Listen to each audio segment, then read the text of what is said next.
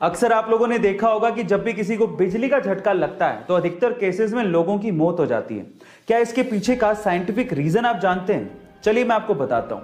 देखिए, उसके पीछे का रीजन ये है कि हमारी बॉडी में 70% पानी है और जैसे ही हमें बिजली का झटका लगता है अंदर का पानी जल जाता है, सूख जाता है, खत्म हो जाता है, जिसकी वजह से हमारा खून यानी कि ब्लड गाढ़ा हो जाता है और गाढ़ा होने की वजह से वो अच्छे से फ्लो नहीं हो पाता और हमारे शरीर के अंगों तक पहुंच ही नहीं पाता, जिसकी वजह से हमारे शरीर के अंग काम करना बंद कर देते हैं और उसी वजह से हमारी मौत हो जाती है।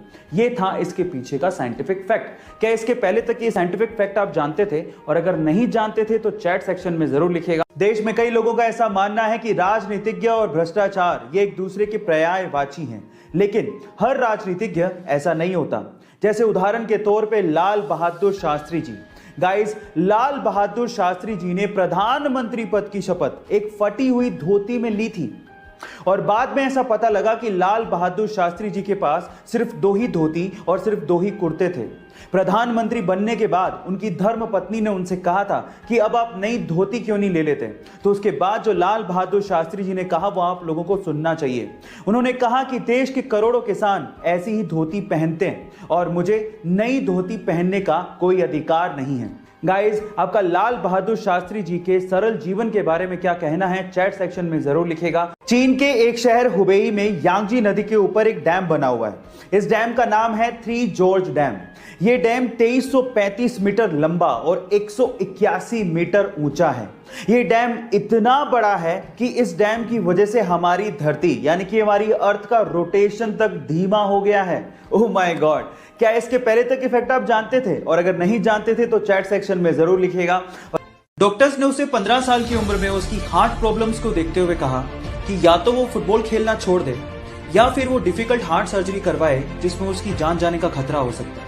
फुटबॉल खेलने का जुनून इतना सवार था कि उसने वो हार्ट सर्जरी करवाई। अपने इसी फुटबॉल के जुनून के चलते ये माली का बेटा आज विश्व का सबसे महंगा फुटबॉल खिलाड़ी बना है।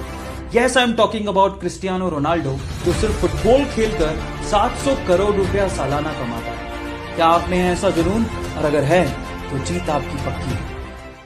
माइकल फेलिप्स ने 2008 में पब्लिकली अनाउंस कर दिया कि वो अगले ओलंपिक में 8 गोल्ड मेडल जीत के लाएगा। फिर क्या था, मीडिया ने, लोगों ने उनका मजाक उड़ाना शुरू कर दिया। लेकिन माइकल फेलिप्स ने इन्हीं लोगों की इन बातों को अपना मोटिवेशन बनाया और दिन में 12-12 घंटे स्विमिंग की प्रैक्टिस करने लगे। अचानक से एक एक्सीडेंट में उन्होंने अपना हाथ फ्रैक्चर कर लिया। डॉक्टर ने साफ मना कर दिया कि अगले ओलंपिक में आप पार्टिसिपेट नहीं कर सकते। लेकिन इसके पागलपन के आगे मुसीबतें कुछ नहीं थी। उसने पैरों से स्विमिंग करनी शुरू कर दी और फाइनली फिर क्या था, अगले ओलंपिक में एक वर्ल्ड रिकॉर्ड के साथ टोटल 8 गोल्ड मेडल उसने जीते। इसी को कहते हैं, अगर आप जिद करते हो तो जीत आपकी पक्की है।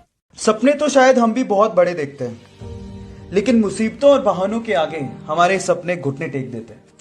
लेकिन एक वो लड़की थी जिसके सपनों के आगे मुसीबतों और बहानों ने घुटने टेक दिए। एक गरीब परिवार में पैदा हुई। बचपन उसका खेतों में काम करके निकला। 15 साल की उम्र में उसने सोचा कि वो बॉक्सिंग में अपना करियर बनाएगी। घर से कोई सपोर्ट नहीं था, ना ही ट्रेनिंग के लिए कोई सुविधाएं थी, लेकिन उसकी जिद के आगे सारी मुसीबतों ने घुटने टेक दिए। जी हाँ, मैं बात कर रहा हूं 6 times world amateur boxing champion, 5 times Asian women's championship winner, Asian games 2014 gold medalist, Olympics 2012 bronze medalist, 2013 Padma Bhushan winner, 2003 Arjuna award winner and 2006 Padmashri Mary Kom. So guys, believe in you, क्योंकि जिद है तो जीत पक्की।